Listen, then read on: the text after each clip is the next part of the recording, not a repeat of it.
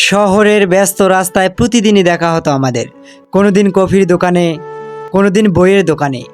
সে ছিল আমার পৃথিবী, আমার গল্পের শুরু থেকে শেষ। ওর চোখে ছিল অজস্র স্বপ্ন, আর মুখে ছিল একটাই কথা, ভালোবাসলে হারিয়ে যেও না। কিন্তু আমি হেসে বলতাম, তুমি হারাবার জন্য না, থাকার জন্য এসেছো। একদিন হঠাৎ ফোন এলো, অপর প্রান্তে শুধু নীরবতা। তারপর একটা কাপা কণ্ঠে আমাকে বলল, সরি, আমি যেতে চাইনি, কিন্তু আমার সময় শেষ। আমি কিছুই বুঝিনি তখন। তার অবস্থানের খবর পেয়ে দৌড়ে গিয়ে পৌঁছালাম হাসপাতালে। শুধু শেষবারের মতো দেখলাম তাকে। চোখ বন্ধ, নিঃশ্বাস থেমে গেছে। ওর হাতে ধরা ছিল একটা চিঠি।